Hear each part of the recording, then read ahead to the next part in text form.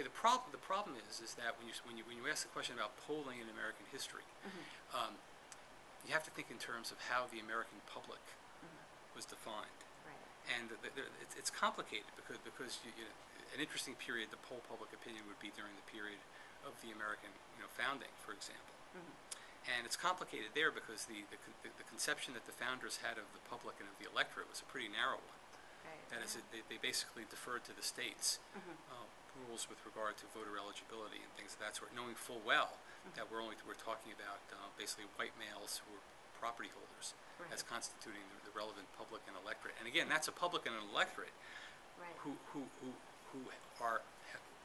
have the right, who had, at least in terms of the founding of the republic, were only voted directly for members of the House of Representatives and for their state legislatures. There was no history of voting for governors because during the colonial period, the British, a couple states were able to have people vote for governors, but for the most part, they were appointed by the Crown, by Britain. And then if you go forward, you're talking about a kind of a narrow slice of the electorate, because you're basically talking about white men, and you don't have the kind of American democracy, broader democracy that you have today. Not really, you don't have the full-blown democracy until 1971-72, when 18-year-olds were given the right to vote. Women got the right to vote around 1920. Blacks weren't fully enfranchised until after the enactment and implementation of the Voting Rights Act in 1965. So in terms of my curiosity about polling, you're not the idea of polling women in the 19th century was not something that was thought of. And poll obviously, and in those days the press and various individuals might engage in process of what we call straw polling, and even then the people who were being polled were mostly men.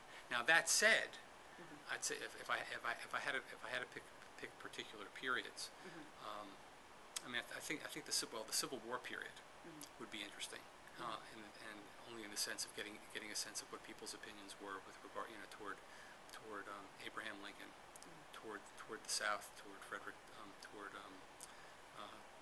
Douglass, the Lincoln-Douglas debates. That would be interesting.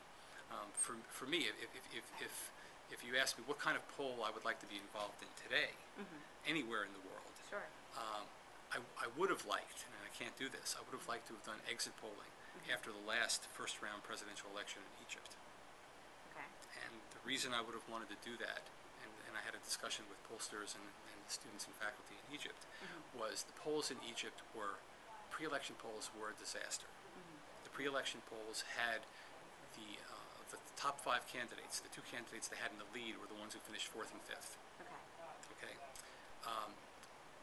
The exit poll would have been important to get a sense of what the nature of the electorate actually was, to see how the pre-election polls were wrong, and to get a sense of why voters,